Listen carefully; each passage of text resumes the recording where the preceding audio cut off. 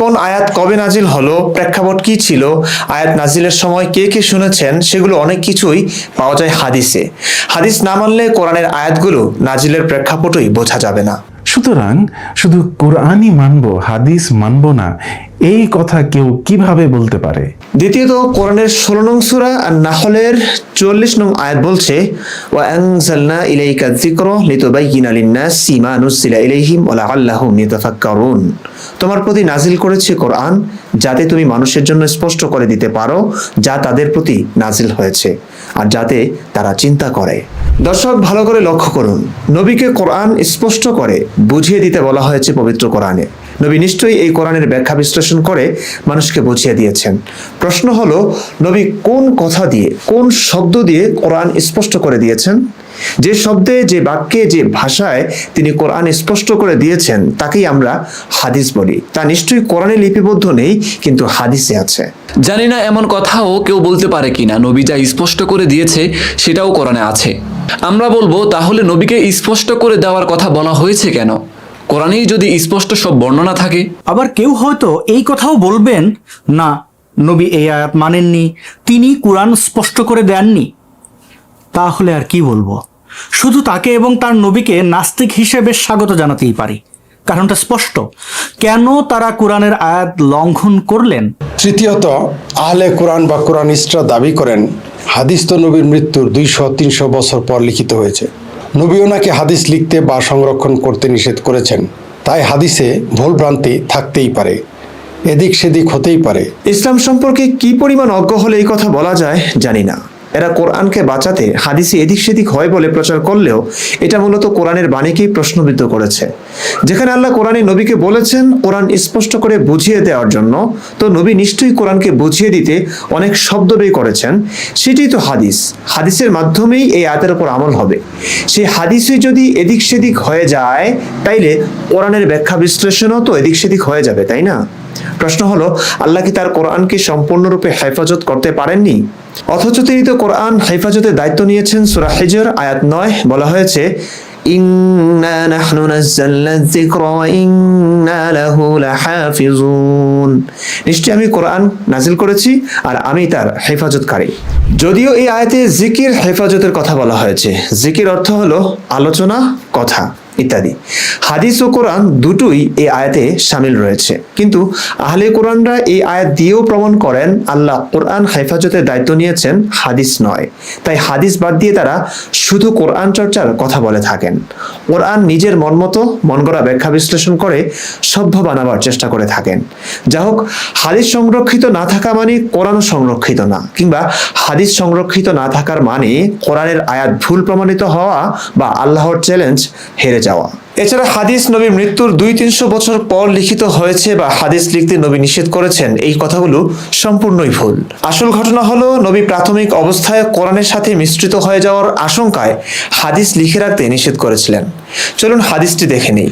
ওই যে আবার হাদিস, মানে নবী যে হাদিস লিখে রাখতে নিষেধ করেছেন সেটিও আমরা হাদিসের মাধ্যমেই জানতে পারি। কি যে একটা অবস্থা। যা হোক, দেখুন সহিহ হাদিসটি।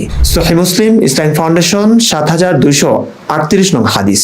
আবু সাঈদ খুদরি রাদিয়াল্লাহু তাআলা আনহু থেকে বর্ণিত, রাসূলুল্লাহ সাল্লাল্লাহু আলাইহি সাল্লাম বলেন, আমার বাণী তোমরা লিপিবদ্ধ করো না। কোরআন ব্যতীত কেউ যদি আমার বাণী লিপিবদ্ধ করে থাকে তবে যেন তা মুছে ফেলে। আমার হাদিস বর্ণনা করো, এতে কোনো অসুবিধা নেই। যে ব্যক্তি আমার উপর মিথ্যারোপ করবে, হাম্মাম রহমতুল্লাহি আলাইহি বলেন, আমার মনে হয় তিনি বলেছেন ইচ্ছাকৃতভাবে, তবে সে যেন জাহান্নামে তার ঠিকানা বানিয়ে নেয়। কিন্তু পরবর্তীতে যখন কোরআনের বহু সংখ্যক হাফেজ তৈরি হলো, তখন প্রিয় নবী হাদিস লিপিবদ্ধ করার নির্দেশ দিলেন। সুনান আবু দাউদ, ইসলামিক ফাউন্ডেশন, 3607 নং হাদিস। আব্দুল্লাহ ইবনে আমর রাদিয়াল্লাহু তাআলা আনহু থেকে বর্ণিত, তিনি বলেন, আমি যা কিছু রাসূলুল্লাহ সাল্লাল্লাহু আলাইহি ওয়াসাল্লামের নিকট হতে শ্রবণ করতাম তা লিখে রাখতাম। আমি ইচ্ছা করতাম যে আমি এর সবই সংরক্ষণ করি, কিন্তু কুরাইশরা আমাকে এরূপ করতে নিষেধ করে এবং বলে, তুমি যা কিছু শুনো তার সবই লিখে রাখো। অথচ রাসূলুল্লাহ সাল্লাল্লাহু আলাইহি ওয়াসাল্লাম একজন মানুষ, তিনি তো কোনো সময় রাগান্বিত অবস্থায় কথাবার্তা বলেন এবং খুশির অবস্থায়ও বলেন। একথা শুনে আমি লেখা বন্ধ করি এবং বিষয়টি রাসূলুল্লাহ সাল্লাল্লাহু আলাইহি ওয়াসাল্লামকে অবহিত করি। তখন তিনি তার আঙ্গুল দিয়ে নিজের মুখের প্রতি ইশারা করে বলেন, তুমি লিখতে থাকো ওই জাতের কসম যার হাতে আমার জীবন, যা কিছু এ মুখ হতে বের হয় তা সবই সত্য। জি প্রিয় দর্শক, নবী তার সকল মুখ নিঃসৃত কথা লিখে রাখতে বলেছেন। তার মানে নবীর যুগ থেকেই হাদিস লেখা শুরু হয়েছে। আরও একটি প্রমাণ দেখুন। সহিহ বুখারী ইসলাম ফাউন্ডেশন 114 নং হাদিস, আবু হুরায়রা রাদিয়াল্লাহু তাআলা আনহু থেকে বর্ণিত। তিনি বলেন, নবী সাল্লাল্লাহু আলাইহি ওয়াসাল্লামের সাহাবীগণের মধ্যে আব্দুল্লাহ ইবনে আমর রাদিয়াল্লাহু তাআলা আনহু ব্যতীত আর কারো কাছে আমার চাইতে বেশি হাদিস নেই, কারণ তিনি লিখে রাখতেন আর আমি লিখতাম না। এই আবু হুরায়রা খেয়ে না খেয়ে নবীর দরবারে পড়ে থাকতেন হাদিস সংরক্ষণ করতে। সহিহ বুখারী ইসলাম ফাউন্ডেশন 119 নং হাদিসটি থেকে জানা যায় এই কথা। আমার মুহাজির ভাইয়েরা বাজারে কেনা বেচায় এবং আমার আনসার ভাইয়েরা জমাজমির কাজে মশগুল থাকতো, আর আবু হুরায়রা রাদিয়াল্লাহু তাআলা আনহু খেয়ে না খেয়ে তুষ্ট থেকে রাসূলুল্লাহ সাল্লাল্লাহু আলাইহি ওয়াসাল্লামের সঙ্গে লেগে থাকতো। তাই তারা যখন উপস্থিত থাকতো না তখন সে উপস্থিত থাকতো এবং তারা যা মুখস্থ করতো না সে তা মুখস্থ রাখতো। প্রিয় দর্শক, হয়তো ভাবছেন আবু হুরায়রা এত হাদিস কিভাবে মুখস্থ রাখতেন? ভুলে যাওয়াটা কি স্বাভাবিক না? হ্যাঁ, স্বাভাবিক। যদি আরবরা মুখস্থবিদ্যায় কি পরিমাণ পারদর্শী ছিলেন এটি অনেকেরই জানা থাকার কথা। তারপরেও এত এত হাদিস মুখস্থ রাখা একটু অস্বাভাবিকই বটে, কিন্তু এর সমাধান নবী করেছেন। সহিহ বুখারী ইসলাম ফাউন্ডেশন 120 নং হাদিস দেখুন। আবু হুরায়রা রাদিয়াল্লাহু তাআলা আনহু থেকে বর্ণিত, তিনি বলেন, আমি বললাম, ইয়া রাসূলুল্লাহ, আমি আপনার কাছ থেকে বহু হাদিস শুনি কিন্তু ভুলে যাই। তিনি বললেন, তোমার চাদর খুলে ধরো। আমি খুলে ধরলাম। তিনি দুহাত অঞ্জলি করে তাতে কিছু ঢেলে দেওয়ার মতো করে বললেন, এটা তোমার বুকের সাথে লাগিয়ে ধরো। আমি তা বুকের সাথে লাগালাম। এরপর আমি আর কিছুই ভুলিনি। শুধু তাই নয়, রাসূলের জামাতা আলী রাদিয়াল্লাহু তাআলা আনহু হাদিস সংরক্ষণ করতেন বলে জানা যায়। সহিহ বুখারী ইসলাম ফাউন্ডেশন হাদিস নং 1749। আলী রাদিয়াল্লাহু তাআলা আনহু থেকে বর্ণিত, তিনি বলেন, আমাদের নিকট আল্লাহর কিতাব এবং নবী সাল্লাল্লাহু আলাইহি ওয়াসাল্লাম থেকে বর্ণিত এই সহিফা ছাড়া আর কিছুই নাই। নবী সাল্লাল্লাহু আলাইহি ওয়াসাল্লাম বর্ণিত এই সহিফা মানে হাদিসের ভান্ডার। সুতরাং আব্দুল্লাহ ইবনে আমর, হযরত আলী হাদিস লিখে রাখতেন এবং আবু হুরায়রা মুখস্থ করতেন। এই আবু হুরায়রার শিষ্য হাম্মাম ইবনে মুনাব্বিহ একটি হাদিস সংকলন করেছেন যার নাম সহিফা হাম্মাম ইবনে মুনাব্বিহ। তিনি ছিলেন ওহাব ইবনে মুনাব্বির ভাই। ঠিক কত সালে তিনি এই হাদিস গ্রন্থ সংকলন করেন জানা না গেলেও আবু হুরায়রা রাদিয়াল্লাহু আনহুর মৃত্যুর আগে সংকলন করেন বলেই আলেমরা বলে থাকেন। আবু হুরায়রা রাদিয়াল্লাহু তাআলা আনহুর মৃত্যু হলো 57 হিজরিতে। সেই হিসেবে হাদিস গ্রন্থটি হিজরি 57 সালের আগেই সংকলিত হয়েছে। এর সংকলনকারী 8ম শতাব্দীর একজন হাম্মাম ইবনে মুনাব্বিহ। এটি পরে 20 শতাব্দীতে মোহাম্মদ হামিদুল্লাহ তাহকিক করে প্রকাশ করেন। এই বইয়ের 2টি কপি, একটি পাওয়া যায় দামেস্কের গ্রন্থাগারে এবং অন্যটি বার্লিনের একটি গ্রন্থাগারে। ডক্টর হামিদুল্লাহ এই 2টি পাণ্ডুলিপি সামনে রেখে সম্পাদনা করেন। শুরুতে একটি বিস্তৃত ভূমিকাও লেখেন যা যেমন তথ্যবহুল তেমনি প্রাঞ্জল। তিনি আরবির সাথে সাথে উর্দু ও ফরাসি ভাষাতেও এই সহিফা হাম্মাম ইবনে মুনাব্বিহ প্রকাশ করেন। হাদিস গ্রন্থসমূহের মধ্যে ইমাম মালিকের মুয়াত্তা সর্বপ্রথম ও সর্বপ্রধান প্রামাণ্য হাদিস গ্রন্থ। তিনি প্রায় 1 লক্ষ হাদিস থেকে যাচাই বাছাই করে প্রায় 1900 হাদিস সংকলন করেছেন। তার জন্ম 93 হিজরিতে এবং মৃত্যু 179 হিজরিতে। ইমাম মালিকের মুয়াত্তা গ্রন্থটি হাদিস সংকলনের ব্যাপারে বিপুল উৎসাহ উদ্দীপনা সৃষ্টি করেছিল। এটি হাদিস শাস্ত্র অধ্যয়নে মুসলিম মনীষীদের প্রধান আকর্ষণে পরিণত হয়েছিল। এর পূর্বে ইমাম আবু হানিফা দেশ দেশান্তরে সফর করে বিপুল পরিমাণ হাদিস সংগ্রহ করেছেন। তার সংখ্যাই হলো 40,000। এই 40,000 থেকে সহি ও আমলযোগ্য আহকামের হাদিসগুলো বাছাই করে তিনি একটি হাদিসের কিতাব লিখেন যার নাম কিতাবুল আসার। এ বিষয়ে সদরুল আইম্মা মুয়াফফাক বিন আহমদ মানাকিবুল ইমামিল আজম গ্রন্থে লিখেছেন, ইমাম আবু হানিফা রাদিয়াল্লাহু আনহা 40,000 হাদিস থেকে বাছাই করে কিতাবুল আসার লিখেছেন। এরই ফলশ্রুতিতে তৎকালীন মুসলিম বিশ্বে সর্বত্র হাদিস চর্চার কেন্দ্র কিতাবুল এবং ইমাম আহমদ বিন হাম্বলের মুসনাদ গ্রন্থদ্বয় হাদিসের উপর গুরুত্বপূর্ণ গ্রন্থ হিসেবে বিবেচিত হতে থাকে। এরপরে হিজরি 3য় শতাব্দীতে অনেক মুসলিম মনীষী বিশ্বের বিভিন্ন অঞ্চল থেকে প্রচুর হাদিস সংগ্রহ করেন।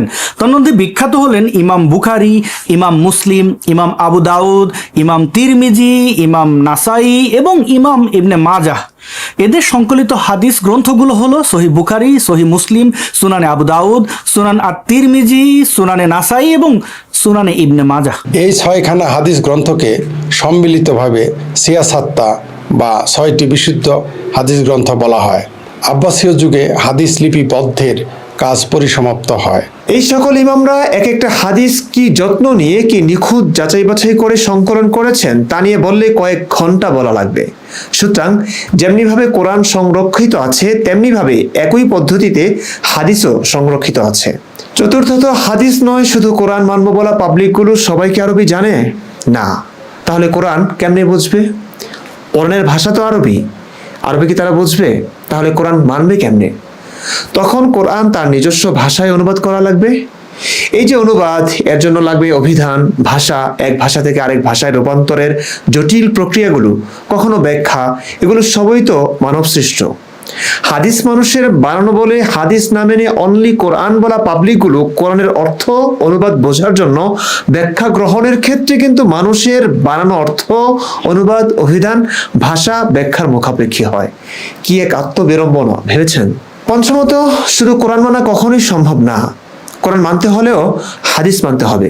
কোরআনে আছে হাদিস মানার নির্দেশনা।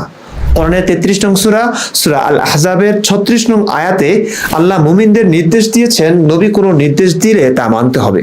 চলুন কোরআন থেকে দেখি। ওয়ামা কানা লিমুমিনিন ওয়ালা মুমিনাতিন ইযা কাদাল্লাহু ওয়া রাসূলুহু আমরান আন ইয়াকুনা লাহুমুল খিয়ারাতু মিন আমরিহিম ومن يعص الله ورسوله فقد ضل ضلالا মুবিনা। আর আল্লাহ তার রসুল কোনো নির্দেশ দিলে কোনো মুমিন পুরুষ ও নারীর জন্য নিজেদের ব্যাপারে অন্য কিছু এখতিয়ার করার অধিকার থাকে না। আর যে আল্লাহ তার রসুলকে অমান্য করলো সে স্পষ্টই পথভ্রষ্ট হবে। সূরা নং 59, সূরার নাম হাশর, আয়াত নং 7 বলা হয়েছে, ওয়ামা আতাকুমুর রাসূলু ফাখুযুহু ওয়ামা নাহাকুম আনহু ফান্তাহু ওয়াত্তাকুল্লাহ ইন্নাল্লাহা শাদীদুল ইকাব। রসুল তোমাদের যা দেয় তা গ্রহণ করো, আর যা থেকে সে তোমাদের নিষেধ করে তা থেকে বিরত হও, এবং আল্লাহকেই ভয় করো, নিশ্চয়ই আল্লাহ শাস্তি প্রদানে কঠোর। এখানেও নবীর আদেশ নিষেধ মানতে বলা হয়েছে। রসুল যা দেয় তা গ্রহণ করবার এবং যা থেকে নিষেধ করে তা থেকে বিরত থাকবার নির্দেশ আছে পবিত্র কোরআনে। আর এটা নিঃসন্দেহে হাদিস, কেননা কোরআন তো আল্লাহ দিয়েছেন, আর কোরআনের বাইরে রসুলের পক্ষ থেকে কোরআনের ব্যাখ্যা বা নিজস্ব কিছু আদেশ নিষেধ মানার ব্যাপারেই এই আয়াত। আহলে কোরআনরা এখানে বড় চালাকি করে এই বলে যে রসুল যা নিয়ে এসেছেন তাই তো কোরআন, অর্থাৎ রসুল যা এনেছেন বলতে কোরআনকেই বোঝানো হয়েছে বলে তারা আপনাকে গোঁজামিল দেবে। কিন্তু এই গোঁজামিল টেকে না আয়াতের প্রেক্ষাপটের দিকে তাকালে। এই আয়াত মূলত গনিমতের মাল অর্থাৎ ফাই বন্টনের প্রসঙ্গে নাজিল হয়। সাহাবীগণ জানতে চেয়েছিলেন এই সম্পদ কিভাবে ভাগ হবে।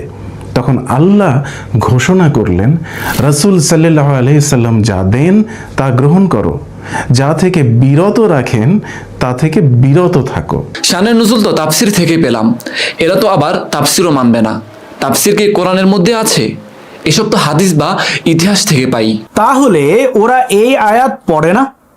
আয়াতে রাসূল যা দেন তা গ্রহণ করো মানে কি বলে তারা? হাস্যকর কথা হলো, তখন তারাও তাফসিরেই ফিরে এসে বলে আয়াতটিতে হাদিস মানার কথা বলা হয়নি। আয়াতের প্রেক্ষাপট বা কনটেক্সট হলো ফাই মানে যুদ্ধ ছাড়াই অর্জিত সম্পদ বন্টন নিয়ে। তাই এখানে রাসূল যা দেন মানে ফাইয়ের বন্টন সংক্রান্ত সিদ্ধান্ত সাধারণভাবে হাদিস বা ধর্মীয় আইন নয়। আচ্ছা, এই আয়াতের কনটেক্সট কোথা থেকে পেয়েছে ওরা? মানুষ কি এত নির্বোধ হতে পারে? এছাড়া নবীর আনুগত্যকে আল্লাহরই আনুগত্য বলা হয়েছে। কোরআনে সূরা নিসা আয়াত 80 বলা হয়েছে, মান ইউতি'ইর রাসূল ফাকাদ আতা'a আল্লাহ ওয়া মান তাওয়াল্লা ফামা আরসালনাকা আলাইহিম হাফিজা। যে রাসূলের আনুগত্য করলো সে আল্লাহরই আনুগত্য করলো, আর যে বিমুখ হলো তবে আমি তোমাকে তাদের উপর তত্ত্বাবধায়ক করে প্রেরণ করিনি। আরো বলা হয়েছে সূরা মুহাম্মদ আয়াত 33-এ, ইয়া আইয়ুহাল্লাযীনা আমানু আতিউল্লাহা ওয়া আতিউর রাসূল ওয়া লা তুবতিলু আ'মালাক। হে মুমিনগণ, তোমরা আল্লাহর আনুগত্য করো এবং রাসূলের আনুগত্য করো, আর তোমরা তোমাদের আমলসমূহ বিনষ্ট করো না।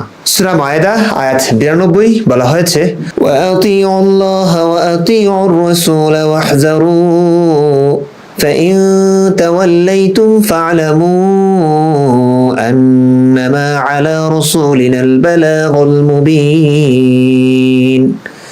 আর তোমরা আল্লাহর আনুগত্য করো এবং আনুগত্য করো রাসূলের, আর সাবধান হও। তারপর যদি তোমরা মুখ ফিরিয়ে নাও তবে জেনে রাখো যে আমার রাসূলের দায়িত্ব শুধু সুস্পষ্ট প্রচার। সূরা নূর আয়াত 54 বলা হয়েছে, قل أطيعوا الله وأطيعوا الرسول فإن تولوا فإنما عليه ما حمل وعليكم ما حملتم وإن تطيعوه تهتدوا وما على الرسول إلا البلاغ المبين। বলো, তোমরা আল্লাহর আনুগত্য করো এবং রাসূলের আনুগত্য করো, তারপর যদি তোমরা মুখ ফিরিয়ে নাও তবে সে শুধু তার উপর অর্পিত দায়িত্বের জন্য দায়ী এবং তোমাদের উপর অর্পিত দায়িত্বের জন্য তোমরাই দায়ী। আর যদি তোমরা তার আনুগত্য করো তবে তোমরা হেদায়েত প্রাপ্ত হবে, আর রাসূলের দায়িত্ব শুধু স্পষ্টভাবে পৌঁছে দেয়া। সূরা তাগাবুন আয়াত 12 বলা হয়েছে, ওয়া আতিউল্লাহা ওয়া আতিউর রাসূল فإن توليتم فإنما على رسولنا البلاغ المبين। তোমরা আল্লাহর আনুগত্য করো এবং রাসূলের আনুগত্য করো, কিন্তু তোমরা যদি মুখ ফিরিয়ে নাও তবে আমার রাসূলের তো একমাত্র দায়িত্ব হচ্ছে স্পষ্টভাবে বাণী পৌঁছে দেয়া। সূরা আলে ইমরান আয়াত 31 বলা হয়েছে, قل إن كنتم تحبون الله فاتبعوني يحببكم الله ويغفر لكم ذنوبكم والله غفور রহিম। বলো, যদি তোমরা আল্লাহকে ভালোবাসো তাহলে আমার অনুসরণ করো, আল্লাহ তোমাদেরকে ভালোবাসবেন এবং তোমাদের পাপসমূহ ক্ষমা করে দিবেন, আর আল্লাহ অত্যন্ত ক্ষমাশীল পরম দয়ালু। সবগুলো আয়াতে আল্লাহর আনুগত্যের সাথে নবীর আনুগত্য করার কথাও বলা হয়েছে। নবীর আনুগত্য কিভাবে করা হবে যদি নবীর আমল, কথাবার্তা, মৌন সমর্থন, পছন্দ অপছন্দ সবকিছু সংরক্ষিত না থাকে, যেটিকে আমরা হাদিস বলি। নবীকে অমান্য করলেও শাস্তির কথা বলা হয়েছে কোরআনে। সূরা জিন আয়াত 23 বলা হয়েছে, ইল্লা বালাগাম মিনাল্লাহি ওয়া রিসালাতিহি ومن يعص الله ورسوله فإن له نار جهنم خالدين فيها أبدا। কেবল আল্লাহর বাণী ও তার রিসালাত পৌঁছানোই দায়িত্ব, আর যে আল্লাহ ও তার রসুলকে অমান্য করে তার জন্য রয়েছে জাহান্নামের আগুন, তাতে তারা চিরস্থায়ী হবে। এমনকি আল্লাহ নবীকে হালাল হারাম করার অধিকারও দিয়েছেন। সূরা আরাফ আয়াত 157 বলা হয়েছে, যারা অনুসরণ করে রাসূলের যে উম্মি নবী, যার গুণাবলী তারা নিজেদের কাছে তাওরাত ও ইনজিলে লিখিত পায়, যে তাদেরকে সৎ কাজের আদেশ দেয় ও বারণ করে অসৎ কাজ থেকে, এবং তাদের জন্য পবিত্র বস্তু হালাল করে আর অপবিত্র বস্তু হারাম করে, আর তাদের থেকে বোঝা ও শৃঙ্খল যা তাদের উপরে ছিল অপসারণ করে। সুতরাং যারা তার প্রতি ঈমান আনে, তাকে সম্মান করে, তাকে সাহায্য করে এবং তার সাথে যে নূর নাজিল হয়েছে তা অনুসরণ করে, তারাই সফল কাম। কোরআনের আল্লাহ এখানে নবীকে আদেশ নির্দেশ করবার অধিকার দিয়েছেন, হালাল হারাম বর্জন গ্রহণের ক্ষমতা দিয়েছেন। অবশ্য এখানে আয়াতটাকে ভিন্নভাবেও ব্যাখ্যা করা যায়, এই বলে যে কোরআনের আয়াতের মাধ্যমে যে হালাল হারামকরণ করা হয়েছে, নবীর হালাল হারামকরণ বলতে তাই বোঝানো হয়েছে। কিন্তু একটু সহিহ হাদিস স্পষ্ট করে দেয় এই আয়াতের ব্যাখ্যা। হাদিস নম্বর 1499 নং হাদিস। মিকদাম বিন মাদি কারিব বলেন, রাসূলুল্লাহ সাল্লাল্লাহু আলাইহি ওয়াসাল্লাম বলেছেন, শুনো, আমাকে কোরআন দান করা হয়েছে এবং তারই সাথে তারই মতো অর্থাৎ সুন্নাহ দান করা হয়েছে।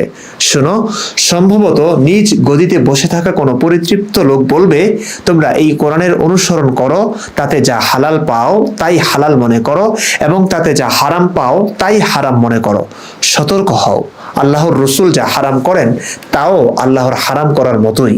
প্রিয় দর্শক, হয়তো বলবেন হাদিসই তো মানি না, তাইলে হাদিস দিয়ে আবার প্রমাণ করছেন কেন নবীর হালাল হারাম করণের অধিকার? বলবো, আহলে কোরআনরাও আয়াতের ব্যাখ্যা বিশ্লেষণের ক্ষেত্রে সহিহ হাদিস যা আয়াতের অর্থ ও মর্মের বিপরীতে না যায় সেই হাদিস কিন্তু তারা মানেন। না মানলে সমস্যা নেই, সমস্যা আরো বহু আছে। শুধু বলবো, আলোচনা দীর্ঘ হলেও শুনুন, শুনে যান। হাদিস না মানলে ইসলামের থাকেই বাকি, সম্পূর্ণ নগ্ন হয়ে যায় ইসলাম। কালেমায়ে শাহাদাত, প্রতিটি মুসলিমই জানেন এই কালিমার গুরুত্ব। ইসলামের মৌলিক বিশ্বাস জড়িয়ে আছে এই কালিমায়। এটি পড়ি, জানি, বিশ্বাস করি বলেই আমরা মুসলিম। শাহাদাহ মানে হলো সাক্ষ্য দেওয়া। কালিমায়ে শাহাদা বলতে আল্লাহ যে এক, মোহাম্মদ যে তারই বান্দা ও রসুল, তার স্বীকৃতি ও মৌখিক স্বীকারোক্তি দেওয়া হয় যে বাক্যাবলী দ্বারা, সেই বাক্যাবলী। কালেমা শাহাদাত পাঠ করাকে সুন্নি মুসলমানরা ইসলামের 5 স্তম্ভের একটি মনে করেন। অথচ এই কালেমাটি কোরআনে নেই, আছে হাদিসে। হাদিস ছাড়া ইসলাম নগ্ন হওয়ার আরেকটি উদাহরণ দিই। কোরআনে চুরির শাস্তির কথা বর্ণিত আছে। সূরা আল মায়েদা আয়াত 38 বলা হয়েছে, ওয়াস-সারিকু ওয়াস-সারিকাতু ফাকতাউ আইদিয়াহুমা জাযাআন বিমা কাসাবা নাকালাম মিনাল্লাহ আল্লাহু আজিজুন হাকীম। আর পুরুষ চোর ও নারী চোর, তাদের উভয়ের হাত কেটে দাও, তাদের অর্জনের প্রতিদান ও আল্লাহর পক্ষ থেকে শিক্ষণীয় আযাব স্বরূপ, এবং আল্লাহ মহাপরাক্রমশালী, প্রজ্ঞাময়। কিন্তু কি পরিমাণ চুরি করলে হাত কাটা হবে, হাতের কতটুকু কাটা হবে, চোর অপ্রাপ্তবয়স্ক বা বুদ্ধি প্রতিবন্ধী হলে কাটা হবে কি হবে না, তার কিছুই নেই কোরআনে। সেসব আছে হাদিসে। সুতরাং হাদিসের সাহায্য ছাড়া কোরআনের আইনগুলো প্রয়োগ করা একদম অসম্ভব হয়ে পড়বে। শুধু কোরআন মানতে গেলে দেখা যাবে একটা বাচ্চা তার সহপাঠীর কলম চুরি করলো, কোরআন অনুযায়ী এই চোর বাচ্চার হাত কাটা হবে কলম চুরির অপরাধে। এসব কি মানতে পারবে কোনো সুস্থ মস্তিষ্কের মানুষ? বিচার আপনাদের কাছে। হাদিস না মানলে মাছ খাওয়া বন্ধ হয়ে যাবে। কোরআনের সকল মৃত প্রাণী রক্ত খাওয়া হারাম করা হয়েছে। সূরা বাকারা আয়াত 173 বলা হয়েছে, ইন্নামা হাররামা আলাইকুমুল মাইতাতা ওয়াদ-দামা ওয়া লাহমাল খিনজিরি ওয়া মা উহিল্লা বিহি লিগায়রিল্লাহ ফামান ইত্তারা গায়রা বাগিন ওয়ালা আদিন ফালা ইসমা আলাইহি ইন্নাল্লাহা গফুরুর রহিম। নিশ্চয়ই তিনি তোমাদের উপর হারাম করেছেন মৃত জন্তু, রক্ত, শূকরের গোশত এবং যা গায়রুল্লাহর নামে জবেহ করা হয়েছে। সুতরাং যে বাধ্য হবে, অবাধ্য বা সীমালঙ্ঘনকারী না হয়ে, তাহলে তার কোনো পাপ নেই। নিশ্চয়ই আল্লাহ ক্ষমাশীল, পরম দয়ালু। এবং সূরা মায়েদার 3 নং আয়াতেও বলা হয়েছে, হুররিমাত আলাইকুমুল মাইতাতু ওয়াদ-দামু ওয়া লাহমুল খিনজিরি ওয়া মা উহিল্লা লিগায়রিল্লাহি বিহি। তোমাদের জন্য হারাম করা হয়েছে মৃত প্রাণী, রক্ত ও শূকরের গোশত এবং যা আল্লাহ ভিন্ন কারো নামে জবেহ করা হয়েছে।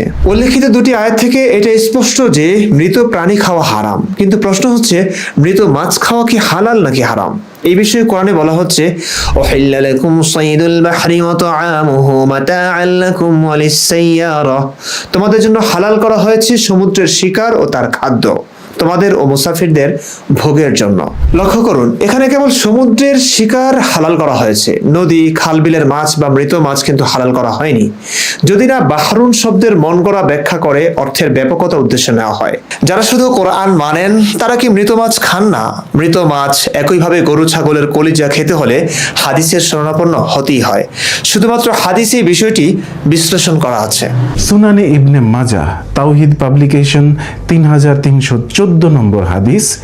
আব্দুল্লাহ ইবনে উমর রাদিয়াল্লাহু আনহু থেকে বর্ণিত, রাসূলুল্লাহ সাল্লাল্লাহু আলাইহি ওয়াসাল্লাম বলেন, তোমাদের জন্য 2 প্রকারের মৃত জীব ও 2 ধরনের রক্ত হালাল করা হয়েছে। মৃত জীব 2টি হলো মাছ এবং টিড্ডি, এবং 2 প্রকারের রক্ত হলো কলিজা ও প্লীহা। কোরআনে ছিল মৃত প্রাণী হারাম, কিন্তু হাদিসে 2 প্রকার মৃত প্রাণীকে আলাদা করা হয়েছে। বলা হয়েছে মৃত মাছ ও টিড্ডি হালাল। কোরআনে বলা হয়েছে রক্ত হারাম। নবী হাদিসে বুঝিয়ে বলেছেন 2 প্রকার রক্ত হালাল। কলিজা ও প্লিহা। এই শোনেন, প্রসঙ্গত বলে রাখছি, কলিজা ও প্লিহা কি রক্ত? ওই যে লাল লাল দেখতে, রক্তের পিণ্ডের মতো দেখতে, নবী ভেবেছেন এগুলো রক্তই। সমস্যা নেই, 1450 বছর আগের একজন রাখাল মোহাম্মদের থেকে এর চাইতে বেশি কি আশা করা যায়? চোখে দেখে লাল লাল মনে হয়েছে তাই রক্ত বলে দিয়েছেন, কিন্তু কলিজা ও প্লিহা যে রক্ত না, এটা মনে হয় এখন আর বলার প্রয়োজন নাই, আপনারা জানেন। হাদিস ছাড়া শুধু কোরআন মানলে সবচেয়ে বড় সমস্যা হলো নবী নিজেই শয়তান হয়ে যান। কিভাবে? তবে শুনুন, সূরা আহজাব আয়াত 52 বলা হয়েছে, লা ইয়াহিল্লু লাকান নিসাউ মিন বা'দু ওয়ালা আন তাবাদদালা বিহিন্না মিন আজওয়াজিন ওয়ালাউ আ'জাবাকা হুসনুহুন্না ইল্লা মা মালাকাত ইয়ামিনুক ওয়া কানা আল্লাহু আলা কুল্লি শাইইন রাকীবা। এরপর তোমার জন্য এদের অতিরিক্ত অন্য স্ত্রী গ্রহণ হালাল নয়, এবং তোমার স্ত্রীদের পরিবর্তে অন্য স্ত্রী গ্রহণ করাও হালাল নয়, যদিও অন্যদের সৌন্দর্য তোমাকে বিমোহিত করে, তবে তোমার মালিকানাধীন দাসী ছাড়া, আর আল্লাহ সকল কিছুর উপর সজাগ দৃষ্টি রাখেন। সূরা আহজাব নাজিল হয়েছে 5ম হিজরিতে। এই সূরাতে নবীকে আর কোনো নারীর সাথে বিয়ে করতে নিষেধ করা হয়েছে, নবী কোনো নারীতে আসক্ত ও মুগ্ধ হলেও। কিন্তু ইতিহাস থেকে জানতে পারি এই আয়াত নাজিলের পরেও নবী অনেকগুলো বিয়ে করেছেন, এমনকি মৃত্যুর আগেও নবী বিয়ে করে গেছেন। আল বিদায়া ওয়ান নিহায়া, আল্লামা ইবনে কাসির 5ম খণ্ড পৃষ্ঠা 489 থেকে জানা যায় 8 হিজরিতেও বিয়ে করেছিলেন নবী, 9ম হিজরিতেও বিয়ে করেছিলেন তিনি। চলুন বই থেকে পড়ি। বর্ণনাকারী বলেন, নবী করিম সাল্লাল্লাহু আলাইহি সাল্লাম তাকে বিয়ে করেছিলেন 8 হিজরির জিলকদ মাসে, আর তার মৃত্যু হয়েছিল 60 হিজরিতে। নবী করিম সাল্লাল্লাহু আলাইহি সাল্লাম যাদের বিয়ে করেছিলেন কিন্তু তাদের সঙ্গে সহবাস করেননি, এই তালিকায় ইবনে ইসহাক রহমতুল্লাহি আলাইহি হতে ইউনুস রহমতুল্লাহি আলাইহি উল্লেখ করেছেন আসমা বিনতে কাব জাউনি ও আমরা বিনতে ইয়াজিদ কিলাবিকে। তবে ইবনে আব্বাস রাদিয়াল্লাহু তাআলা আনহু ও কাতাদা রাহমাতুল্লাহি আলাইহি বলেছেন আসমা বিনতুন নু'মান ইবনে আবুল জাউন, আল্লাহই সর্বাধিক অবগত। ইবনে আব্বাস রাদিয়াল্লাহু তাআলা আনহু বলেন, সে নবী করিম সাল্লাল্লাহু আলাইহি সাল্লাম হতে আল্লাহর আশ্রয় গ্রহণ করলে তিনি রুষ্ট হয়ে তার নিকট থেকে বেরিয়ে আসলে আশহাস রাদিয়াল্লাহু তাআলা আনহু তাকে বললেন, ইয়া রাসূলুল্লাহ, আপনি এতে দুঃখিত হবেন না, আমার কাছে তার চেয়ে সুন্দরী গুণবতী রয়েছে। পরে তিনি নিজের বোন কাতিলাকে তার সঙ্গে বিয়ে দিলেন। অন্যান্য বর্ণনা মতে এটি ছিল 9ম হিজরির রাবি মাসের ঘটনা, অর্থাৎ রবিউল আউয়াল, রবিউল সানি, দুটোর যে কোনো একটি হতে পারে। যা হোক, এমনকি নবীর প্রসিদ্ধ 3জন স্ত্রীকেও এই নির্দেশের পরই বিয়ে করেছেন নবী। উম্মে হাবিবা রামলা বিনতে আবু সুফিয়ান রাদিয়াল্লাহু তাআলা আনহা, বিয়ে 6 হিজরি। মাইমুনা বিনতে হারিস রাদিয়াল্লাহু তাআলা আনহা, বিয়ে 7 হিজরি। সাফিয়া বিনতে হুয়াই রাদিয়াল্লাহু তাআলা আনহা, বিয়ে 7 হিজরি। চিন্তা করুন, 5ম হিজরিতে সূরা আহজাবের 52 নং আয়াতটি নাজিল হয়েছিল নবীর স্ত্রীদের খুশি করতে। সেখানে নবীর জন্য আর কোনো নারীকে বিয়ে করা হারাম করে আয়াত নাজিল হয়েছিল। এরপরও 6 হিজরিতে, 7 হিজরিতে, 8 এবং 9 হিজরিতেও নবী বিয়ে করে গেছেন। এমনকি সহিহ হাদিসে আয়েশা রাদিয়াল্লাহু তাআলা আনহা বলেছেন, নবী মৃত্যুর আগ পর্যন্ত তার জন্য হালাল করা মেয়ে বিয়ে করে গেছেন। চলুন হাদিসটি দেখি। সুনান আন-নাসাই ইসলাম ফাউন্ডেশন 3207 নং হাদিস। আয়েশা রাদিয়াল্লাহু তাআলা আনহা বলেছেন, রাসূলুল্লাহ সাল্লাল্লাহু আলাইহি ওয়াসাল্লাম ইন্তেকাল করেননি যে পর্যন্ত না তার জন্য হালাল করা হয়েছে মহিলাদের মধ্যে যাকে তিনি ইচ্ছা করেন তাকে গ্রহণ করার। ঘটনা এখানেই। হাদিসে আছে নবী মৃত্যুর আগ পর্যন্ত বিয়ে করে গেছেন, কিন্তু কোরআনে তো 5ম হিজরিতে সূরা আহজাবের 52 নম্বর আয়াত নামিয়ে বলেছেন নবীর জন্য আর বিয়ে করা জায়েজ নেই। তাহলে নবী এরপর এত বিয়ে কিভাবে করলেন? সূরা আহজাবের 52 নম্বর আয়াত কি রহিত করেছেন আল্লাহ? না তো, কোথাও এমন আয়াত নেই যে আল্লাহ অন্যান্য অনেক বিধানের মতো এই আয়াতটি রহিত করে দিয়েছেন। আগে যে তোমাকে বলেছিলাম এখন থেকে আর বিয়ে করা যাবে না, এই কষ্টকর, তোমার জন্য সীমাহীন, অমানবিক এই বিধানটি তুলে নিচ্ছি, এখন থেকে যত পারো বিয়ে করতে পারবে। যেহেতু এমন আয়াত নেই, সেহেতু এটি স্পষ্ট যে প্রিয় নবী এই আয়াতের বিধান লঙ্ঘন করেছেন। কোরআনের বিধান নবী নিজেই মানতেন না। আল্লাহর হুকুম না মানলে তাকে তো শয়তানি বলা যায়। কোরআনের বিধান অনুসারে কি একটা অবস্থা দেখলেন। এখন ইসলামকে বাঁচাতে কি করতে হবে? সকল আলেমরা বলেন আয়েশা রাদিয়াল্লাহু তাআলা আনহার হাদিস দ্বারা এই আয়াত রহিত হয়েছে। যদিও এভাবে ইসলাম রক্ষা হয় না, কারণ উসুলে কোরআন অনুযায়ী নিয়ম হলো কোরআনের কোনো আয়াত রহিত করা হলে এর অনুরূপ বা এর চেয়ে উত্তম কোনো আয়াত আনা হবে, যেমনটা সূরা বাকারার 106 নং আয়াতে বলা হয়েছে। কিন্তু এখানে তো এই আয়াতের বদলে অনুরূপ বা এর চেয়ে উত্তম আয়াত নাজিল হয়নি। আয়াত কখনোই হাদিস দ্বারা রহিত হতে পারে না। তারপরেও কোনোভাবে না হয় বাঁচানো গেল, কিছুটা হলেও মানা যায় মুমিন মার্কা মাথা অথবা খিদু দিয়ে। কিন্তু আহলে কোরআনরা কি করবেন? তারা তো হাদিসই মানেন না। তার মানে নবী কি কোরআনের আয়াত লঙ্ঘন করতেন? যে ইসলাম আল্লাহর নামে তিনি মানুষকে খাওয়াচ্ছিলেন, সেই ইসলাম তিনি নিজেই খেতেন না? না, এটা বললে তো তাদের পরাজয়। কেউ পরাজিত হতে চায় না। তারা এ কারণে হাদিস, ইতিহাস, তাফসির সব বাদ দিয়ে ফেলেছেন। তাহলেই তো নবী যে এই আয়াত নাজিলের পরেও আরো বিয়ে করেছেন সেটাই জানা যাবে না। কোরআনে তো নেই নবী এরপরে বিয়ে করেছেন। এগুলো আমরা ইতিহাস, হাদিস, তাফসির থেকে জানি। এখানেই আহলে কোরআনদের চালাকিটা। কিন্তু আসলেই কি এই চালাকি মানা যায়? কোরআন যে আল্লাহর বাণী, এটা তো আল্লাহ এসে বলেননি, কিংবা আকাশ থেকে টপকে পড়েনি। এটা একজন মানুষের মাধ্যমে আমরা পেয়েছি। সেই মানুষটার জীবনী, সেই মানুষটার আরো অনেক কথা সবই ইতিহাস থেকে পাওয়া যায়। কেন সেসব নবীর সম্মানকে প্রশ্নবিদ্ধ করে বলে কিছু মানবো, কিছু মানবো না? এর চেয়ে হাস্যকর আর কি আছে? এর চেয়ে আত্মপ্রবঞ্চনা আর কি হতে পারে? হাদিস ছাড়া শুধু কোরআন মানলে আমি আপনি সবাই নবী এবং শেষ রাসূলও হতে পারবো। ইসলামের মূল ভিত্তিই থাকবে না তখন। আজ গোটা দেশের আলেম সমাজ কাদিয়ানীদের কাফের ঘোষণা করার জন্য হুঙ্কার ছাড়ছেন কেন?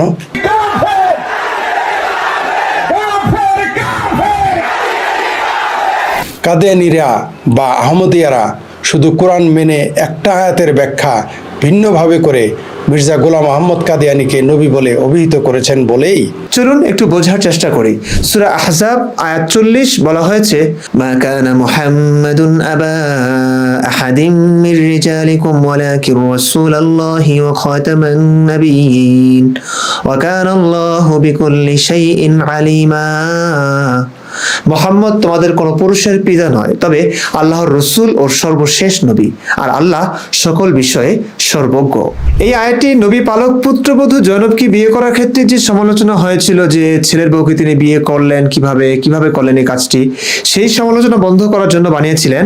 বলা হয়েছে মুহাম্মদ কোনো পুরুষের পিতা নয়, অর্থাৎ যায়েদ বিন হারিসা যাকে নবী দত্তক সন্তান হিসেবে ঘোষণা করেছিলেন তার পুত্র নয়।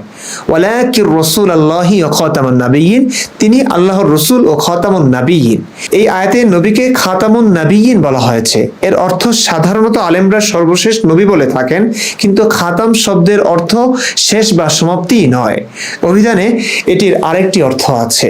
মোজামুল লফি মুজিবুর রহমান রিয়াদ প্রকাশনী পৃষ্ঠা 429 থেকে দেখি, খাতাম বহু বচন হচ্ছে খাওয়াতিম, আংটি, সিল, ছাপ, শেষ, সমাপ্তি, এই হলো অর্থ। আহমদিয়ারা বা কাদিয়ানীরা বলেন এই আয়াতে নবীকে সর্বশেষ নবী বলা হয়নি। খাতাম শব্দের প্রথম অর্থগুলো তারা নিয়েছেন। মোহর বা সিল অর্থাৎ শ্রেষ্ঠত্বের সিল বোঝানো হয়েছে সর্বোচ্চ মর্যাদা। তাই তারা দাবি করে মুহাম্মদ সাল্লাল্লাহু আলাইহি সাল্লাম নবীদের শ্রেষ্ঠ, কিন্তু নবুয়তের দরজা পুরোপুরি বন্ধ হয়ে যায়নি। যেহেতু নবুয়তের দরজা বন্ধ হয়ে যায়নি, সেহেতু গোলাম আহমদ কাদিয়ানীকে তারা নবী বলে মনে করেন। যদি মুহাম্মদ সাল্লাল্লাহু আলাইহি সাল্লাম সর্বশেষ নবী হতেন, তাহলে আরবি আখিরুন নাবিয়্যিন শব্দ প্রয়োগ হতো, যার অর্থ সর্বশেষ নবী। তাদের কথা একদম ফেলে দেওয়া যায় না যদি শুধু কোরআন মানি, কারণ কোরআন অনুযায়ী এটাও ঠিক। হাদিসেই কেবল বলা হয়েছে খাতামুন নাবিয়্যিন দ্বারা আসলে কি বোঝানো হয়েছে। পরিষ্কার বলা হয়েছে সুনানে আবু দাউদ তাহকিককৃত হাদিস নং 4252, ওয়া আনা খাতামুন নাবিয়্যিন লা নাবিয়্যা বাদি, আমি সর্বশেষ নবী এবং আমার পরে আর কোনো নবী আসবে না। বেশ কিছু হাদিসে এভাবে স্পষ্ট করে বলা আছে খাতামুন নাবিয়্যিন দ্বারা আসলে কোনটি উদ্দেশ্য নেওয়া হয়েছে। হাদিসের পরবর্তী বাক্যটি স্পষ্ট করে দিয়েছে। সুতরাং হাদিস বাদ দিয়ে শুধু কোরআন মানলে কি অবস্থা হয় দেখেছেন? আমিও কাল নিজেকে নবী দাবি করতে পারবো। শুধু তাই নয়, খাতামুন নাবিয়্যিন দ্বারা সর্বশেষ নবী আর সর্বশ্রেষ্ঠ নবী যাই বোঝানো হোক, কোরআনে কিন্তু মুহাম্মদকে সর্বশেষ রসুল বলা হয়নি। এখন কোরআন অনুযায়ী সর্বশেষ রসুল আমি আপনি কেউ দাবি করতেই পারি। দর্শক, এতক্ষণ এটা স্পষ্ট অবশ্যই হয়েছে যে হাদিস ছাড়া কোরআন বুঝাই দেয়। হাদিস ছাড়া কোরআন অর্থহীন, প্রসঙ্গহীন, এলোমেলো কিছু কথা ছাড়া আর কিছুই নয়। এটাও স্পষ্ট হয়েছে নবীর যুগ থেকেই হাদিস লেখা শুরু হয়েছে, তবে সংকলিত কোনো গ্রন্থ পরেই শুরু হয়েছে। এর দায়ে যদি হাদিস না মানার প্রশ্ন আসে, তবে কোরআন মানার ব্যাপারে প্রশ্ন আসা উচিত। কারণ কোরআনও নবীর যুগে সংকলিত হয়নি, নবীর মৃত্যুর 13 থেকে 14 বছর পর সংকলিত হয়েছে। সেও বহু হাফিজ যুদ্ধে শহীদ হয়ে যাচ্ছিল বলে কোরআনের বহু আয়াত হারিয়ে যাওয়ার শঙ্কা থেকে এই উদ্যোগ নেওয়া হয়েছিল। হাদিস আরও পরে সংকলিত হয়েছে, এটা ঠিক। তবে কোরআন সংকলনের ক্ষেত্রে যে সতর্কতা অবলম্বন করা হয়েছে, এর চাইতে বেশি সতর্কতা অবলম্বন করা হয়েছে হাদিস সংকলনের ক্ষেত্রে। কোরআন ও হাদিস সংকলনের ইতিহাস পাঠের পর তুলনা করলেই কেবল এটি স্পষ্ট হবে। আপাতত এখানে হাদিস সংকলনের ক্ষেত্রে যে সতর্কতা অবলম্বন করা হয়েছে তা একটু সংক্ষেপে বলছি। হাদিস যারা বর্ণনা করেছেন তাদের রাবি বলা হয়। রাবি মানেই বর্ণনাকারী। রাবিদের হাদিস গ্রহণ করবার ক্ষেত্রে সর্বপ্রথম দেখা হতো তার চরিত্র, ধার্মিকতা, সততা, সত্যবাদিতা, রাবি গুনাহ থেকে বেঁচে চলেন কিনা, গীবত, চুগলখড়ি থেকে মুক্ত কিনা, এবং এগুলো প্রমাণের জন্য পুরো শহরের মানুষকে জিজ্ঞাসা করা হতো। শুধু মানুষটা সৎ, নেককার ও সত্যবাদী হলেই হাদিস গ্রহণ করা হতো না, সেই মানুষটার স্মৃতিশক্তিও পরীক্ষা করা হতো। রাবিদের স্মরণশক্তি পরীক্ষা করা হতো। হুবহু বর্ণনা করবার ক্ষমতা যাচাই করা হতো। হাদিসটি সত্য না মিথ্যা তার কঠিন যাচাই পর্ব চলত। রাবির স্মরণশক্তি দুর্বল হলে তার হাদিস গ্রহণ করা হতো না। একই হাদিস বারবার জিজ্ঞেস করে পরীক্ষা করা হতো, প্রতিবার একই রকম বলেন কিনা। রাবির বলা হাদিসটিকে ছাত্রদের বর্ণনার সাথে মিলিয়ে দেখা হতো। শুধু তাই নয়, যাচাই করা হতো এই রাবির ইত্তিসাল বা সংযোগ ঠিক আছে কিনা। ধরুন একটা হাদিস একজন সাহাবী আনাস রাদিয়াল্লাহু তাআলা আনহু নবী থেকে শুনে বর্ণনা করেছেন। আনাস থেকে শুনেছেন হাসান আল বসরি, হাসান আল বসরি থেকে শুনেছেন ইউনুস ইবনে উবাইদ, ইউনুস থেকে শুনেছেন হাম্মাদ ইবনে জায়েদ। এখন হাম্মাদ ইবনে জায়েদ হাদিসটা বলবেন এভাবে, আমি ইউনুস থেকে, ইউনুস হাসান থেকে, হাসান আনাস থেকে, আনাস রসুল সাল্লাল্লাহু আলাইহি ওয়াসাল্লাম থেকে এই হাদিস বর্ণনা করেছেন। এই যে হাম্মাদ থেকে রসুল পর্যন্ত একটা সংযোগ, এটাকেই ইত্তেসাল বলা হয়। এই ইত্তেসাল ঠিক আছে কিনা সেটাও যাচাই বাছাই করা হতো কঠিনভাবে। মানে হাম্মাদ কি সত্যি ইউনুসকে জীবদ্দশায় পেয়েছেন কিনা, ইউনুস হাসানকে পেয়েছেন কিনা, হাসান আনাসকে পেয়েছেন কিনা, তাদের সকলের জন্ম, মৃত্যু, সাল সব যাচাই বাছাই করে দেখা হতো। এবং তারা কোন শহরে ছিলেন, কোথায় ভ্রমণ করেছেন, কার কাছে কতদিন থেকেছেন, সব দেখা হতো। মাঝখানের একটি লিঙ্ক ভেঙে গেলেই হাদিসটিকে দুর্বল হিসেবে গণ্য করা হতো। ইসলামের এমন একনিষ্ঠ মুহাদ্দিসরা হাজার হাজার কিলোমিটার ভ্রমণ করেছেন কেবল একটি মাত্র হাদিস নিশ্চিত করতে। রেকর্ড আছে একজন রাবিকে পরীক্ষা করতে কেউ মিশর থেকে বাগদাদ পর্যন্ত গেছেন। এত কিছুর পরেও একই হাদিস বিভিন্ন সনদে আছে কিনা সেটা মিলিয়ে দেখা হতো। অন্য রাবির বর্ণনার সঙ্গে হাদিসটি না মিললে তাকে প্রত্যাখ্যান করা হতো। এমনকি রাবিদের জীবনী সংরক্ষণ করতে লেখা হয়েছে বহু গ্রন্থ। এতে লেখা হতো কে কতটা বিশ্বস্ত, কার ভুল বেশি, কার উপর ভরসা করা যাবে, কার উপর যাবে না, কার বর্ণনা গ্রহণযোগ্য, কার বর্ণনা বর্জনযোগ্য, সেই সব বিস্তারিত থাকতো এইসব গ্রন্থে। যাদের মধ্যে সামান্য মিথ্যার সন্দেহ থাকতো তাদের হাদিস বাতিল বলে গণ্য হতো। তাদের নাম কালো তালিকায় রাখা হতো। কখনো শহর জুড়ে ঘোষণা করা হতো যাতে কেউ তাদের থেকে হাদিস গ্রহণ না করে। প্রথম যুগে হাদিস সাধারণত মুখস্থ করে সংরক্ষণ করা হতো।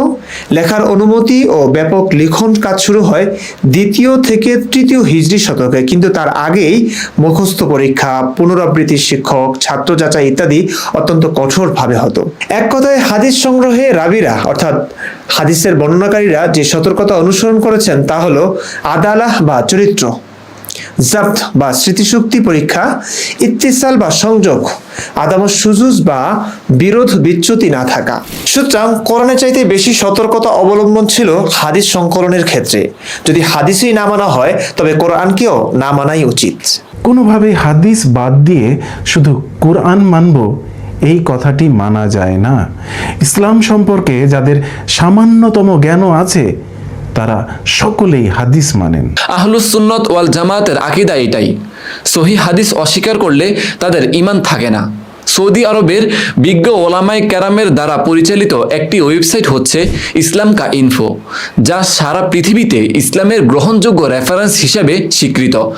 সেখানে সহিহ হাদিস অস্বীকারী সম্পর্কে কি বিধান তা জানতে চাইলে দীর্ঘ উত্তরে যা বলা হলো তার সারমর্ম এটাই: সে আর মুসলিমই থাকে না, অবিশ্বাসী হয়ে যায়। হ্যাঁ প্রিয় দর্শক, এই ধ্রুব সত্য এবং বাস্তবতাটি আজ কিছু মানুষ অস্বীকার করছে ইসলামকে বাঁচাতে, অথবা তারা নিজেরা ইসলামের সহিংসতা থেকে বাঁচতে। তারা ইসলামের সত্য রূপটি জঘন্য, বর্বর, অসভ্য মনে হয় কোনোভাবে বিশ্বাসকে টিকিয়ে রাখতে না পেরে অবশেষে আশ্রয় নিয়েছে আহলে কোরআন নামক হাস্যকর এই মতবাদটির। তবে হ্যাঁ, শুধু কোরআন মেনে তারা বেশি দিন বিশ্বাসী থাকতেও পারবেন না। যদিও কিছু মানুষের ব্রেইন ওয়াশ করা যাবে তাদের মতবাদের একতরফা যুক্তি ও বিশ্লেষণে, এমনটি হচ্ছেও বটে। কিভাবে ব্রেইন ওয়াশ হয় একটু বুঝুন। নবী আসলে কোরআনের আয়াতগুলো আল্লাহর পক্ষ থেকে তখনই নামাতেন মানে বানাতেন, যখন তার নিজস্ব প্রয়োজন পূরণে স্বার্থ সিদ্ধিতে বাধাপ্রাপ্ত হতেন। ধরুন তার কোনো কাজ নিয়ে সমালোচনা হচ্ছে, তাকে কেউ বাজে মন্তব্য করেছে, বা তিনি কাউকে বিয়ে করতে চাচ্ছেন কিন্তু সেই মেয়ে রাজি নয়, বা সমাজ বাধা ইত্যাদি নানা কারণে তিনি আল্লাহর পক্ষ থেকে আয়াত নামিয়ে তার কৃতকর্মের বৈধতা নিয়ে নিতেন। পুরো কোরআনের আয়াতগুলো প্রেক্ষাপট সহ অধ্যয়ন করলে এটি দিবালোকের ন্যায় স্পষ্ট হয়ে উঠবে আপনার কাছে। সুতরাং কোরআনে নবী নিজের কুকীর্তি বা সমালোচনা করা যায় এমন কিছু নিশ্চয়ই আনবেন না। আয়াত নাজিলের কারণ তিনি কোরআনের ব্যাখ্যা হিসেবে বললেও কোরআনে সেই ব্যাখ্যা কিন্তু নেই, সেগুলো হাদিসে আছে। এখন প্রসঙ্গবিহীন আয়াতগুলোকে যেদিকে ইচ্ছে মন মতো ব্যাখ্যা বিশ্লেষণ করে নেওয়া যায়। তাই শুধু কোরআনকে ভিন্নভাবে ব্যাখ্যা বিশ্লেষণ করে আসলেই ইসলামটাকে সভ্য বানানো যায় অনেক ক্ষেত্রে। একটা উদাহরণ দিচ্ছি। নবীর একের পর এক বিয়ের কারণে নবীর স্ত্রীদের মাঝে মনোমালিন্য চলছিল। সেটি দূর করে স্ত্রীদের মনোতুষ্টির জন্য নবী সূরা আহজাবের 52 নং আয়াতটি বানালেন বা আল্লাহর পক্ষ থেকে নাজিল করলেন। সেখানে নবীর জন্য আর কোনো নারীকে বিয়ে করা জায়েজ নেই সেই বিধান তিনি শোনালেন। এতে স্ত্রীরা একটু খুশি হয়েছে যে এখন থেকে আর নবী বিয়ে করবেন না। স্ত্রীদের খুশি করতেই নবী এমনটি বলেছেন, কিন্তু এটি কি নবীর পক্ষে মানা সম্ভব? না। নবী এর পরেও অনেকগুলো বিয়ে করেছেন। মৃত্যুর আগ পর্যন্ত তার এই বিয়ে করার ধারা কিন্তু অব্যাহত ছিল। এখন স্বাভাবিকভাবেই প্রশ্ন আসে, নবী নিজেই কোরআনের আয়াত মানতেন না? শুধু একটি প্রশ্ন দিয়েই ইসলামের ভণ্ডামি প্রকাশ পেয়ে যায়। যে নবী আল্লাহর নামে এক ধর্ম চালু করলেন, সে আল্লাহর পক্ষ থেকে আয়াত নামিয়ে কখনো যুদ্ধ, কখনো বিয়ের পর বিয়ে, কখনো শত্রু নিধন করে গেছেন, সেই তিনি আল্লাহ নামক চরিত্রটির বিধান মানছেন না, মানি এটি ফেক ধর্ম। নবী শুধুমাত্র আল্লাহ নামক চরিত্রটি দিয়ে মানুষকে ধোঁকা দিয়ে বোকা বানিয়ে গেছেন। কিন্তু নবী যে এই আয়াত নামানোর পর আরো বিয়ে করেছেন সেটা তো আর কোরআনে বলেননি, সেটি আমরা হাদিস থেকে শুনেছি। এখন আহলে কোরআনরা বলবেন আমরা কোরআন ছাড়া কিছু বিশ্বাস করব না, কোরআনই আল্লাহর গ্রন্থ, এটি বিশুদ্ধ, নিখুঁত, বাকি সব ভুলভাল, গল্পগুজব, সত্য মিথ্যার মিশ্রণ। ব্যাস, এভাবেই তারা ইসলামকে বাঁচাতে শুধু কোরআন নামক মন গড়া হাস্যকর মতবাদ চালু করলেন। কিন্তু আসলেই কি এটি মানা যায়? নবীর মুখেই শুনলাম কোরআন, নবীর মুখেই শুনলাম এগুলো নাকি আল্লাহর কথা, নবী আদেশ করলেন এগুলো কোরআন হিসেবে লিখো, এগুলো লিখো না। এখন আপনি যদি কোরআনে বিশ্বাস করেন আর হাদিসে অবিশ্বাস করেন, তার মানে এই আপনি নবীর মুখের কিছু কথা বিশ্বাস করছেন আর কিছু কথা অবিশ্বাস করছেন। আরো সহজে বোঝাই, ধরুন আমি নিজেকে নবী দাবি করলাম, আমি বললাম সৃষ্টিকর্তার পক্ষ থেকে আমি একজন দূত, নবী বা রসুল, আমার আনুগত্য করো, বিশ্ববাসীর জন্য আমার আনুগত্য করা অত্যাবশ্যক। মানুষ আমাকে মানতে চাইছে না, তাই আমি একের পর এক আয়াত বানাতে থাকলাম আমাকে মানার জন্য। যেখানে বাধা, যেখানে যে সমালোচনা, সেখানে আয়াত বানিয়ে সেই সমালোচনার জবাব দিচ্ছি আমি, এবং এগুলো লিখে রাখতে বলছি কোরআন হিসেবে, মানে আল্লাহ তাআলার গ্রন্থ হিসেবে, সৃষ্টিকর্তার বাণী হিসেবে। এর বাইরে আমি বহু কথা বলেছি, বহু আকাম কুকাম করেছি, কোরআনের আয়াত না মানায় সমালোচনাও হয়েছে। এইসব কিন্তু আমি কোরআনে লিখে রাখতে বলছি না, সেগুলো আমার সাথী সঙ্গীরা আমার জীবনী হিসেবে, কোরআনের ব্যাখ্যা হিসেবে, সৃষ্টিকর্তার একজন দূত হিসেবে আমার কর্মকাণ্ডগুলো লিখে রেখেছে। এখন আমার মৃত্যুর 1400 বছর পর কেউ আমাকে গবেষণা করতে চাইছে। গবেষণা কিভাবে করলে সঠিক গবেষণা হবে বলুন তো? কিভাবে যাচাই বাছাই করলে আমি সত্য না মিথ্যা নবী বা দূত সেটি বোঝা যাবে? শুধু কোরআন হিসেবে বলা বা লিখিয়ে নেওয়া কোরআনের বাণীগুলো যা আমি আমার সাথী সঙ্গীদের আল্লাহর বাণী হিসেবে দাবি করায় তারা তা লিখেছে সেগুলো দিয়েই, নাকি আমার কর্মকাণ্ডগুলো, আমার প্রাত্যহিক জীবনের আমলগুলো দিয়েও যা আমার সেই সাথী সঙ্গীরাই লিখে রেখেছে, যারা কোরআনের বাণীগুলোও লিখে রেখেছিল। কোনটা?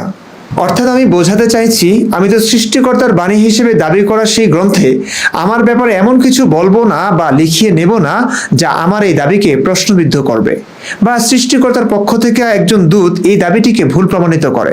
আহলে কোরআনরা এই কাজটি করছেন শুধু কোরআন মানব নামক হাস্যকর মতবাদটি সৃষ্টি করে। হাদিসে কোরআনের আয়াত নাজিলের প্রেক্ষাপট বিশ্লেষিত হয়েছে। কোরআনের ব্যাখ্যা বিশ্লেষণ করতে গিয়ে নবীর ভুলভাল বক্তব্য, স্ববিরোধী হাজার বক্তব্য, অসভ্যতা, বর্বরতা স্পষ্ট হয়েছে।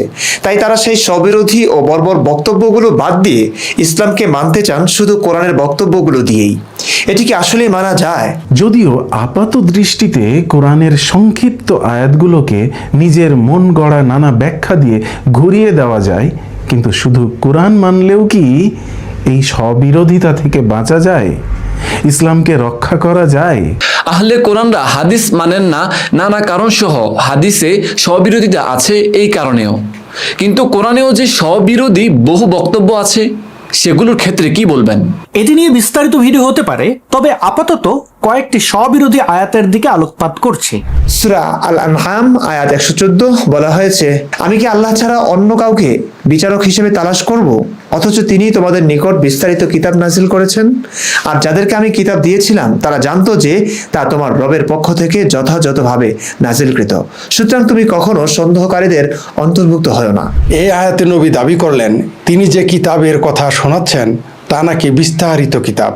আসলেই কি এটি বিস্তারিত কিতাব? তাহলে সূরা মায়েদার 38 নং আয়াতে যে চোরদের হাত কাটার বিধান আছে, সেখানে কি পরিমাণ চুরির জন্য কতটুকু হাত কাটা হবে তার বিস্তারিত বর্ণনা নেই কেন? তারপর দেখুন সূরা ইউসুফের প্রথম আয়াতে বলা হয়েছে, আলিফ লাম র তিলকা আয়াতুল কিতাবিল মুবিন। আলিফ লাম র এগুলো সুস্পষ্ট কিতাবের আয়াত। আরে ভাই, কোথায় সুস্পষ্ট কিতাবের আয়াত? আলিফ লাম র এগুলো দিয়ে কি বোঝানো হয়েছে তা কেউ জানে না।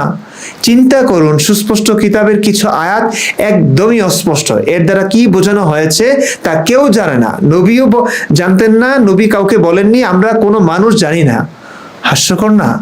শুধু তাই নয়, সূরা হুদের প্রথম আয়াতে বলা হয়েছে, আলিফ লাম র কিতাবুন উহকিমাত আয়াতুহু সুম্মা ফুসসিলাত মিন লাদুন হাকিমিন খবির।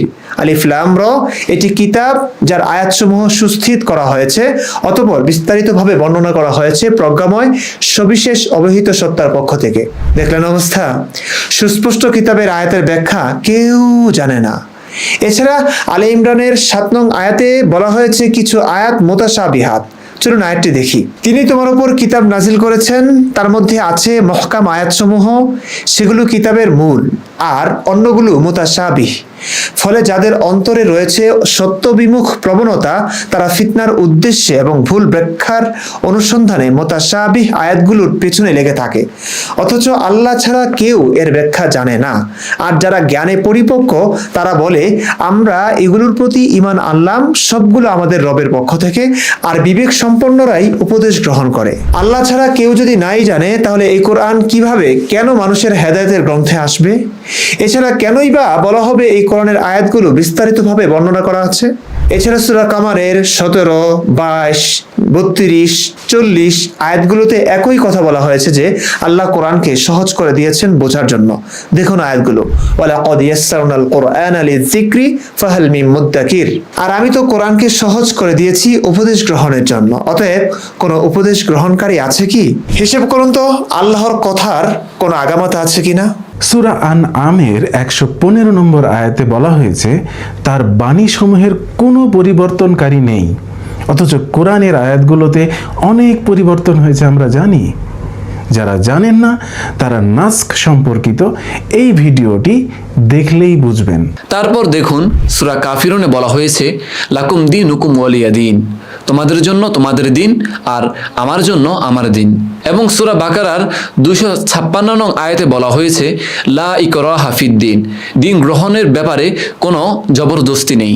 কি সুন্দর সব ধর্মের সহাবস্থান, তাই না? এমন হলে কেউ এই ইসলামের সমালোচনাই করতো না।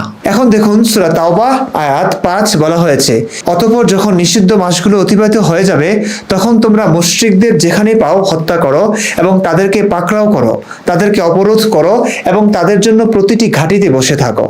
এমন বহু স্ববিরোধী বক্তব্যে ভরপুর আমাদের পবিত্র কোরআন। শুধু সব বিরোধিতাই নয়, বর্বর আয়াতের সংখ্যাও কম নয়। সুতরাং হাদিস অস্বীকার করলে একই কারণে কোরআনকে অস্বীকার করা উচিত। সুদীর্ঘ দলিল ভিত্তিক আলোচনার মাধ্যমে আমরা যা জানলাম তা হলো এই, হাদিস নবীর যুগেই লিখিত হয়েছে, নবীর মৃত্যুর 200-300 বছর পর নয়। একই মুখে কোরআন ও হাদিস বর্ণিত হয়েছে, সেটি হলো মুহাম্মদ সাল্লাল্লাহু আলাইহি সাল্লামের মুখ। সুতরাং কোনটা হাদিস কোনটা কোরআন তা পার্থক্য করা যাবে না হাদিস অস্বীকার করলে। নবীর দায়িত্ব ছিল কোরআন বুঝিয়ে দেওয়া। কোরআনকে স্বীকার করতে হলে কোরআন বুঝিয়ে দিতে যে ব্যাখ্যা বিশ্লেষণ করেছেন সেগুলোও স্বীকার করতে হবে, যাকে আমরা হাদিস বলি। সুতরাং কোরআন মানলে হাদিসও মানতে হবে। কোরআনের অর্থ, অনুবাদ, অভিধান, ভাষা, ব্যাখ্যা এসব তো মানুষেরই। তাহলে শুধু কোরআন মানতে হবে এই কথা কিভাবে বলা যায়? হাদিস ও কোরআন সংকলনের ইতিহাস কিন্তু একই রকম। আহলে সুন্নত ওয়াল জামাতের আকিদা, বিশ্বাস এবং সৌদি আরবের সর্বোচ্চ ফতোয়া বিভাগের সুস্পষ্ট ফতোয়া হচ্ছে সহিহ হাদিস না মানলে কাফের। কোরআনেই আছে নবীর আদেশ মানতে হবে, নবীর নির্দেশই আমরা হাদিসে পাই। সুতরাং কোরআনকে মানতে হলে হাদিসও মানতে হবে। কোরআনের 33 নং সূরার 36 নং আয়াত বলছে, আল্লাহ ও রসুল কোনো নির্দেশ দিলে তা মুমিনদের মানতে হবে। কোরআনের 59 নং সূরার 7 নং আয়াত বলছে, নবীর আদেশ নিষেধ মানতে হবে, এটি আল্লাহরই বিধান। একইভাবে আল্লাহর সাথে মুহাম্মদেরও আনুগত্য করার কথা আছে কোরআনে। কোরআন বলেছে নবীকে অমান্য করা যাবে না। কোরআনেই আছে মুহাম্মদ হালাল হারামও করতে পারতেন। হাদিস ছাড়া ইসলাম সম্পূর্ণ নগ্ন হয়ে যায়। যেমন ইসলামের মূল ভিত্তি, বিশ্বাসের মৌখিক স্বীকারোক্তি সম্বলিত বাক্যমালা কালেমায়ে শাহাদাত, সেটি কিন্তু কোরআনে নেই, হাদিস দ্বারা প্রমাণিত। চোরের শাস্তি হাত কাটা, কিন্তু কোরআনে কি পরিমাণ চুরি করলে হাত কাটা হবে তার বিবরণ নেই। মুসলিমরা যে মৃত মাছ খায় এটি কোরআন দ্বারা নয়, হাদিস দ্বারাই হালাল প্রমাণিত হয়। নবীর জন্য আর কোনো বিয়ে হালাল নয়, কোরআনে বলার পরেও নবী তারপর বিয়ে করেছেন। কোরআনই মানতেন না নবী, হাদিস না মানলে এমনটাই স্পষ্ট হয়। কোরআনে মুহাম্মদকে শেষ নবী বলা হয়েছে, শেষ রসুল বলা হয়নি। সুতরাং হাদিস মানা ছাড়া কোরআনকেও মানা হবে না, কোরআনের অস্তিত্বই থাকবে না। ইসলাম নগ্ন বা পঙ্গু হয়ে যায় হাদিস বাদ দিলে। সহিহ হাদিসে নবী নিজেই হাদিস ছেড়ে কোরআন মানা লোকদের ব্যাপারে সতর্ক করেছেন। নবী মুহাম্মদ সরাসরি তার হেদায়েতপ্রাপ্ত খোলাফায়ে রাশিদিনের সুন্নাহকে নাকে দড়ি বাঁধা উটের মতো কামড় দিয়ে ধরে রাখতে নির্দেশ দিয়েছেন। সাহাবী, তাবে তাবেঈনদের শ্রেষ্ঠত্বের ঘোষণা দিয়ে গেছেন নবী। হাদিসে অসভ্যতা, বর্বরতা আছে বলে হাদিস বাদ দিয়ে কোরআন মানা কোনোভাবেই যৌক্তিক না, কারণ কোরআনেও অসভ্যতা, বর্বরতা আছে। হাদিসে স্ববিরোধী বক্তব্য থাকায় হাদিস বাদ দেওয়া হলে স্বয়ং কোরআনের আয়াতগুলো যে সব বিরোধী, সেক্ষেত্রে কি বলবেন শুধু কোরআন মানা পাবলিকরা? ইসলাম রক্ষার্থে বা নোংরা ও অসভ্য ইসলামকে নোংরা মুক্ত এবং সভ্য করতে বা মুসলিমদের আক্রমণ ও হামলা মামলা থেকে বাঁচার জন্য সহিহ হাদিস বাদ দিয়ে শুধু কোরআন মানার প্রথা চালু করতে চাইছে কিছু মানুষ। তাদের উদ্দেশ্য সৎ, কিন্তু এত স্পষ্ট ব্যাপারটিকে উপেক্ষা করে কেউ কখনোই পারবেন না তাদের উদ্দেশ্যে সফল হতে। এই কারণেই এই সমস্ত লোকদের সাথে কথা বলে সময় নষ্ট করার প্রয়োজন আমরা অনুভব করি না। আহলে হাদিস, শিয়া, সুন্নি, ওয়াহাবি, চরমনাই, উজানি, আলিয়া, কওমি, মাযহাবি, লামাযহাবি সকল প্রকার আলেমদের মতেই এরা পথভ্রষ্ট, গোমরাহ। তাই এরা নাস্তিকদেরই এক প্রকার। শুধুমাত্র নিরেট সত্য কথা বলতে না পারায় এরা আশ্রয় নিয়েছে এমন উদ্ভট মূর্খতাপূর্ণ এই মতবাদের। তাই আমরা আহলে কোরআনদের প্রতি মানুষ হিসেবে, এক প্রকার মুক্তমনা হিসেবে শ্রদ্ধা জ্ঞাপন করি। প্রিয় দর্শক, সুদীর্ঘ ভিডিওটি দেখার জন্য আপনাদের অসংখ্য ধন্যবাদ। কৃতজ্ঞতা, ভালোবাসা। ভালো থাকুন, সুস্থ থাকুন। জয় মানবতা।